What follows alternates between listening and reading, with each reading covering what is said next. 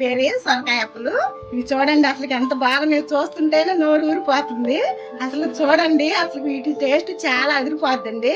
మేము ఇప్పుడే ఫ్రెష్ గా చేను నుండి సొరకాయలు కోసుకొచ్చుకొని మంచిగా తురుము పట్టుకొని బాగా బియ్యపిండిలో బాగా పచ్చిమిర్చి, కొత్తిమీర, అల్లం, కరివేపాకు, ఉల్లిపాయలు వేసి సొరకాయ తురుము వేసి బాగా పట్టామండి.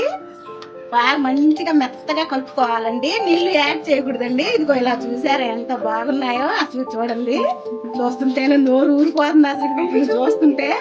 ఇదిగో చూడండి ఒకసారి అసలు ఇలా తీసారంటే ఇలా పొరలు పొరలు వస్తాయండి. అసలు ఇవి చాలా చాలా టేస్ట్ ఉంటాయి. చూస్తుంటే నోరు ఊరిపోతుంది. వీటికి ఇంకొక సొరకాయ తీసుకొచ్చి మంచిగా పోసి గుజ్జులాగా కుక్కర్లో వేసుకుని వండుకొని బెల్లం, పాలు, కొంచెం ఉప్పు యాడ్ చేసుకొని ఇలా చూసారండి ఎంత బాగుంది అసలుకి. చూస్తుంటేనే చాలా బాగుందండి. అసలు చూడండి నా చుట్టూ ఎంతమంది ఉన్నారో అవి తినడానికి అసలుకి. అంతేనండి, మీరు కూడా చూస్తారు బాగా తినండి, బాగుంటుంది. ఆరోగ్యానికి చాలా మంచిదండి. బెల్లం సొరకాయ కూర పోని గ్యాస్ స్టవ్ ఉండడం కూడా మంచిదండి. ఇది ఒడిపిండి కదా, శనగపిండి కాదు కదా, అందుకని బాగుంటారండి.